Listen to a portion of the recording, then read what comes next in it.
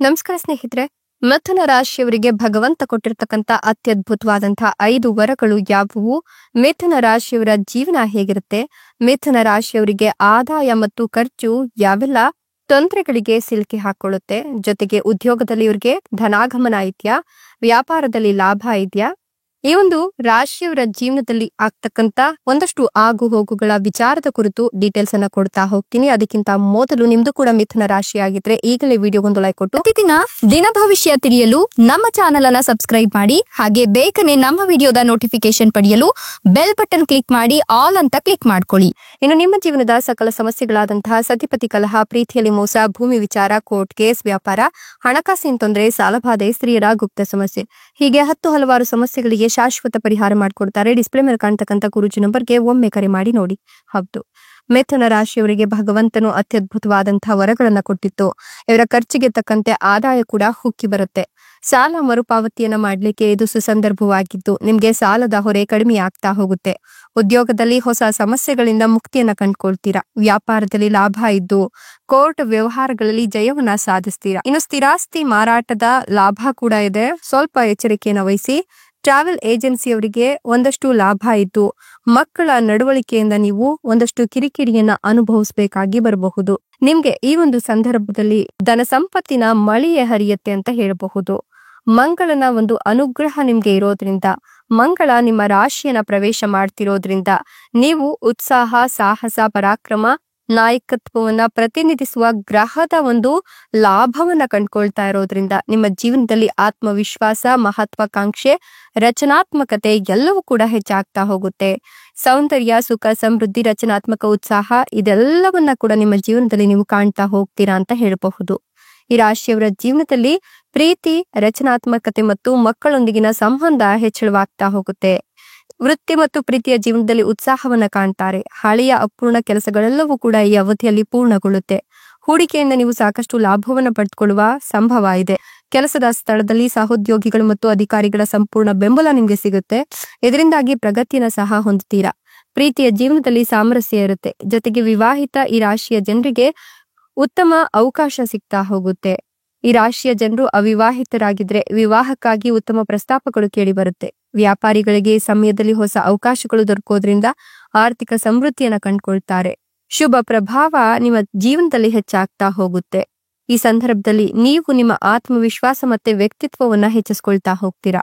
ಈ ಅವಧಿಯಲ್ಲಿ ನಿಮ್ಮ ಆತ್ಮವಿಶ್ವಾಸ ಮತ್ತೆ ಸಾಹಸದಲ್ಲಿ ವೃದ್ಧಿಯಾಗೋದ್ರ ಜೊತೆಗೆ ನಿಮ್ಮ ಆದಾಯವನ್ನ ಹೆಚ್ಚಿಸಲಿಕ್ಕೆ ಹೊಸ ಮಾರ್ಗಗಳು ಗೋಚರಿಸುತ್ತೆ. ಹೂಡಿಕೆಯಿಂದ ಲಾಭವನ್ನ ಪಡೆಯುವ ಹೆಚ್ಚಿನ ಸಂಭವ ಇದೆ. ಈ ಅವಧಿಯಲ್ಲಿ ಧಾರ್ಮಿಕ ಮತ್ತೆ ಆಧ್ಯಾತ್ಮಿಕ ವಿಚಾರಗಳಲ್ಲಿ ನಿಮ್ಮ ಆಸಕ್ತಿ ಹೆಚ್ಚಾಗುತ್ತೆ. ನೀವು ಮಾನಸಿಕ ಶಾಂತಿಯನ್ನ ಕಂಡುಕೊಳ್ತೀರಾ. ಕುಟುಂಬ ಜೀವನದಲ್ಲಿ ಸುಖ ಶಾಂತಿ ನೆಲೆಸುತ್ತೆ. ನಿಮ್ಮ ಸಂಬಂಧದಲ್ಲಿ ಸಾಮರಸ್ಯ ಇರುತ್ತೆ. ವ್ಯಾಪಾರಿಗಳು ಹೊಸ ಪಾಲುದಾರರನ್ನ ಪಡಿತಾರೆ. ಕೆಲಸವನ್ನ ಮಾಡ್ತಕ್ಕಂಥ ಜನರು ಬಡ್ತಿ ಪಡೆಯೋದ್ರೊಂದಿಗೆ ಹೊಸ ಜವಾಬ್ದಾರಿಗಳು ಕೂಡ ಲಭಿಸುತ್ತೆ. ಇನ್ನು ನಿಮ್ಗೆ ಮಂಗಳನ ಪ್ರಭಾವ, ಶುಭ ಪ್ರಭಾವ ಹೆಚ್ಚಾಗ್ತಿರೋದ್ರಿಂದ ಈ ಸಂದರ್ಭದಲ್ಲಿ ನೀವು ಸಾಕಷ್ಟು ಲಾಭವನ್ನೇ ಕಂಡುಕೊಳ್ತೀರಾ. ಈ ಅವಧಿಯಲ್ಲಿ ನೀವು ವೃತ್ತಿ ಜೀವನದಲ್ಲಿ ಪ್ರಗತಿಯನ್ನ ಹೊಂದ್ತೀರಾ. ಜೊತೆಗೆ ಗೌರವ, ಖ್ಯಾತಿಯಲ್ಲಿ ವೃದ್ಧಿಯಾಗುತ್ತೆ. ಕೆಲಸವನ್ನ ಹುಡುಕ್ತಿರ್ತಕ್ಕಂಥ ಈ ರಾಶಿಯ ಜನರಿಗೆ ಈ ಸಂದರ್ಭದಲ್ಲಿ ಹೊಸ ಅವಕಾಶಗಳು ದೊರಕುತ್ತೆ. ಕೆಲಸದ ಸ್ಥಳದಲ್ಲಿ ನಿಮ್ಮ ಕಠಿಣ ಪರಿಶ್ರಮವನ್ನ ಎಲ್ಲರೂ ಕೂಡ ಹೊಗಳುತ್ತಾರೆ. ನಿಮ್ಮ ಆರ್ಥಿಕ ಸ್ಥಿತಿ ಈ ಸಮಯದಲ್ಲಿ ಬಲಗೊಳ್ಳುತ್ತೆ ಮತ್ತು ನಿಮ್ಮ ಕಳೆದು ಹೋದ ಹಣವನ್ನ ವಾಪಸ್ ಪಡ್ಕೊಳ್ತೀರಾ. ಈ ರಾಶಿಗೆ ಸೇರಿದ ವ್ಯಾಪಾರಿಗಳು ವ್ಯಾಪಾರದಲ್ಲಿ ಯಶಸ್ಸನ್ನ ಗಳಿಸೋದ್ರೊಂದಿಗೆ ನೀವು ಹೊಸ ಯೋಜನೆಗಳನ್ನ ಶುರು ಮಾಡಲು ಈ ಸಂದರ್ಭದಲ್ಲಿ ಸಾಕಷ್ಟು ಅನುಕೂಲಗಳನ್ನ ಪಡ್ಕೊಳ್ತೀರಾ. ಈ ಸಮಯದಲ್ಲಿ ನಿಮ್ಮ ಕುಟುಂಬ ಜೀವನದಲ್ಲಿ ಪ್ರೀತಿ ಮತ್ತೆ ವಿಶ್ವಾಸ ಹೆಚ್ಚಾಗುತ್ತೆ. ನೀವು ಈ ಒಂದು ಸಂದರ್ಭದಲ್ಲಿ ಆತ್ಮವಿಶ್ವಾಸದಲ್ಲಿ ವೃದ್ಧಿಯನ್ನ ಕಂಡುಕೊಂಡು ಕೆಲಸದ ಸ್ಥಳದಲ್ಲಿ ಉನ್ನತಾಧಿಕಾರಿಗಳು ನಿಮ್ಮಿಂದ ಆಕರ್ಷಣೆಗೆ ಒಳಗಾಗೋದ್ರೊಂದಿಗೆ ಯಶಸ್ಸು ಪಡಿತೀರಾ. ನಿಮ್ಮ ಸಾಮಾಜಿಕ ಪ್ರತಿಷ್ಠೆ ವೃದ್ಧಿಯಾಗುತ್ತೆ. ಈ ಅವಧಿಯಲ್ಲಿ ನೀವು ಸಾಕಷ್ಟು ಲಾಭವನ್ನ ಕಂಡುಕೊಳ್ತೀರಾ. ನಿಮ್ಗೆ ಆನ್ಲೈನ್ ನಲ್ಲಿ ಉತ್ತಮ ಅವಕಾಶಗಳು ಪ್ರಾಪ್ತಿಯಾಗುತ್ತೆ. ಮನೆಯಲ್ಲಿ ಮಂಗಳ ಕಾರ್ಯ ಅಥವಾ ಇನ್ನಿತರ ಶುಭ ಕಾರ್ಯಗಳು ನೆರವೇರುತ್ತೆ. ಈ ರಾಶಿಗೆ ಸೇರಿದಂತಹ ವಿದ್ಯಾರ್ಥಿಗಳು ಈ ಅವಧಿಯಲ್ಲಿ ಓದಿನಲ್ಲಿ ಏಕಾಗ್ರತೆಯನ್ನು ಹೊಂದೋದ್ರೊಂದಿಗೆ ಯಶಸ್ಸನ್ನ ಗಳಿಸ್ತಾರೆ. ಮಂಗಳನ ಶುಭ ಪ್ರಭಾವ ಹೆಚ್ಚಿಸಲು ನೀವು ಸಾಕಷ್ಟು ಭಕ್ತಿ ಭಾವದೊಂದಿಗೆ ಗಣೇಶನನ್ನ ಪೂಜಿಸಿದ್ರೆ ಖಂಡಿತವಾಗಿಯೂ ಕೂಡ ಸಮೃದ್ಧಿಯನ್ನ ಹೊಂದುತ್ತೀರಾ. ನಿಮ್ಮ ಸಾಮಾಜಿಕ ಸಂಬಂಧಗಳಲ್ಲಿ ವೃದ್ಧಿಯನ್ನ ಕಾಣ್ತೀರಾ. ಕೆಲಸದ ಸ್ಥಳದಲ್ಲಿ ನಿಮ್ಮ ಸಾಮರ್ಥ್ಯವನ್ನ ಉತ್ತಮವಾಗಿ ಪ್ರದರ್ಶನ ಮಾಡಲಿಕ್ಕೆ ಒಳ್ಳೆಯ ಅವಕಾಶಗಳು ಸಿಗ್ತಾ ಹೋಗುತ್ತೆ. ನಿಮ್ಮ ಸಹೋದ್ಯೋಗಿಗಳ ಸಂಪೂರ್ಣ ಬೆಂಬಲ ಸಿಗುತ್ತೆ. ಈ ಅವಧಿಯಲ್ಲಿ ನೀವು ಆಸ್ತಿ ಅಥವಾ ವಾಹನವನ್ನ ಖರೀದಿಸುವ ಯೋಜನೆಯಲ್ಲಿ ಯಶಸ್ಸನ್ನ ಕಾಣ್ತೀರಾ. ಆರೋಗ್ಯದಲ್ಲಿ ಸಾಕಷ್ಟು ಸುಧಾರಣೆಯನ್ನ ಹೊಂದ್ತೀರಾ ಮತ್ತು ಮನೆಯಲ್ಲಿ ಅಥವಾ ಸ್ನೇಹಿತರೊಂದಿಗೆ ಸಮಯವನ್ನ ಕಳೆಯೋದ್ರಿಂದ ಮಾನಸಿಕವಾಗಿ ಸುಖ ಸಮೃದ್ಧಿಯನ್ನ ಗಳಿಸ್ಕೊಳ್ತೀರಾ. ವ್ಯಾಪಾರವನ್ನ ಮಾಡ್ತಕ್ಕಂಥ ಈ ರಾಶಿಯ ಜನರಿಗೆ ಅವಧಿಯಲ್ಲಿ ವೃದ್ಧಿ ಹೊಂದುವ ಯೋಗ ಇದೆ. ನೀವು ಹಣವನ್ನ ಉಳಿತಾಯ ಮಾಡುವಲ್ಲಿ ಯಶಸ್ಸನ್ನ ಕಾಣ್ತೀರಾ. ಇನ್ನು ನೀವು ಈ ಒಂದು ಸಂದರ್ಭದಲ್ಲಿ ಇನ್ನೂ ಕೂಡ ಮದುವೆ ಆಗಿಲ್ಲ ಅಂತ ಹೇಳಿದ್ರೆ, ಒಂದಷ್ಟು ಸಮಸ್ಯೆಗಳಿಗೆ ಸಿಲುಕಿಕೊಂಡಿದ್ರೆ ಆ ಸಮಸ್ಯೆಗಳಿಂದ ಮುಕ್ತಿಯನ್ನ ಕಂಡುಕೊಳ್ತೀರಾ. ವೃತ್ತಿ ಜೀವನಕ್ಕೆ ಸಂಬಂಧಿಸಿದಂತೆ ಒಂದಷ್ಟು ಸವಾಲುಗಳು ಏರಿಳಿತಗಳನ್ನ ಈ ಸಂದರ್ಭದಲ್ಲಿ ನೀವು ಅನುಭವಿಸಿದ್ರೆ ಅದರಿಂದ ನೀವು ನಿವಾರಣೆಯನ್ನ ಕಂಡುಕೊಳ್ತೀರಾ. ಯಾವುದೇ ಸ್ಥಿತಿಯಾದಂತಹ ರೀತಿಯಲ್ಲಿ ನೀವು ಆರ್ಥಿಕ ಪರಿಸ್ಥಿತಿಯನ್ನ ಬಹಳ ಎಚ್ಚರಿಕೆಯಿಂದ ವಹಿಸಬೇಕಾಗತ್ತೆ. ಅಂದ್ರೆ ನೀವು ಆರ್ಥಿಕ ಪರಿಸ್ಥಿತಿಯಲ್ಲಿ ಏನಾದ್ರೂ ಎಚ್ಚರಿಕೆಯನ್ನ ತೆಗೆದುಕೊಳ್ಬೇಕು ಅನ್ಕೊಂಡಿದ್ರೆ ಖಂಡಿತವಾಗಿಯೂ ಕೂಡ ಯೋಚಿಸಿ ನಂತರ ನಿರ್ಧಾರಗಳನ್ನ ತೆಗೆದುಕೊಳ್ಳಿ. ಇಲ್ಲಾಂದ್ರೆ ಸಂಬಂಧಗಳಲ್ಲಿ ಬಿರುಕುಂಟಾಗುವ ಸಾಧ್ಯತೆ ಬಹಳಷ್ಟು ಇದೆ. ಹೀಗಾಗಿ ಬಹಳಷ್ಟು ಎಚ್ಚರಿಕೆಯನ್ನು ವಹಿಸೋದು ಒಳ್ಳೆಯದು.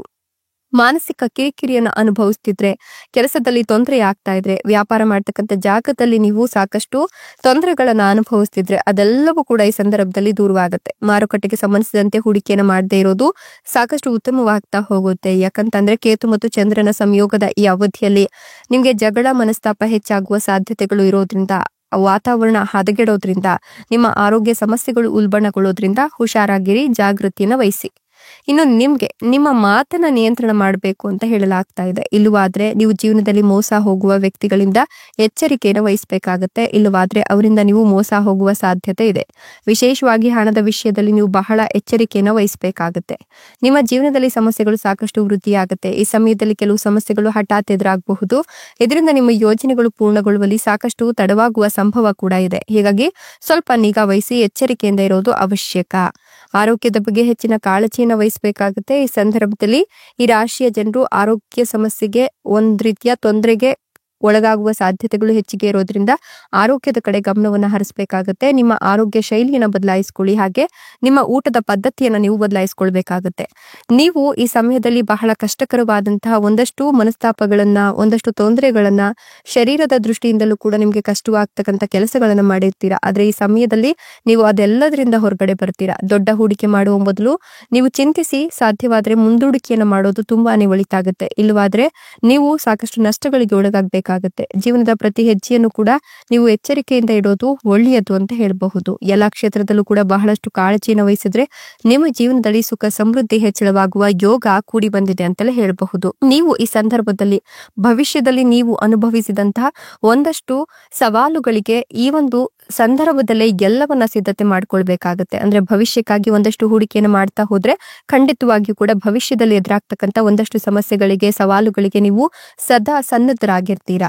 ಹೀಗಾಗಿ ಹೂಡಿಕೆಯನ್ನು ಮಾಡುವ ಮೊದಲು ಯಾವ ಕ್ಷೇತ್ರದಲ್ಲಿ ಹೂಡಿಕೆಯನ್ನು ಮಾಡಬೇಕು, ಯಾವ ಕ್ಷೇತ್ರದಲ್ಲಿ ಹೂಡಿಕೆಯನ್ನು ಮಾಡಿದ್ರೆ ಲಾಭ ಇದೆ, ಸುಗಮ ವಹಿವಾಟು ಯಾವ್ದ್ರಲ್ಲಾಗತ್ತೆ, ಧನ ಲಾಭ ಯಾವ್ದ್ರಲ್ಲಿ ಸಿಗುತ್ತೆ, ಯಾವ್ದ್ರಲ್ಲಿ ನಾವು ಹೂಡಿಕೆಯನ್ನು ಮಾಡಿದ್ರೆ ಅದೃಷ್ಟ ನಮ್ಗೆ ಖುಲಾಯಿಸುತ್ತೆ, ವ್ಯಾಪಾರದಲ್ಲಿ ನಮ್ಗೆ ಯೋಗ ಇದೆಯಾ, ನಮ್ಮ ಖರ್ಚಿಗೆ ತಕ್ಕಂತೆ ನಮ್ಗೆ ಆದಾಯ ಸಿಗ್ತಾ ಹೋಗುತ್ತಾ, ಹಿತಶತ್ರುಗಳು ನಮ್ಮನ್ನ ಕಾಡದೆ ಬಿಡ್ತಾರಾ, ಮಾನಸಿಕ ನೆಮ್ಮದಿ ಎಲ್ಲಿ ಸಿಗುತ್ತೆ, ಇದೆಲ್ಲವನ್ನ ಕೂಡ ನೀವು ಲೆಕ್ಕಾಚಾರ ಹಾಕಿ ಜೀವನದ ಪ್ರತಿಯೊಂದು ಹೆಜ್ಜೆ ಇಡುವ ಮೊದಲು ನೀವು ಯೋಚಿಸಿ ನಿರ್ಧಾರಗಳನ್ನ ತೆಗೆದುಕೊಂಡ್ರೆ ಖಂಡಿತವಾಗಿಯೂ ಕೂಡ ನಿಮ್ಮ ದಿನಚರಿ, ನಿಮ್ಮ ಜೀವನ ಶೈಲಿ ಬಂಪರ್ ಲಾಭವನ್ನೇ ನಿಮ್ಗೆ ತಂದುಕೊಡುತ್ತೆ. ಕುಬೇರನ ಅನುಗ್ರಹ ಕೂಡ ನಿಮ್ಮ ಮೇಲೆ ಇರುತ್ತೆ.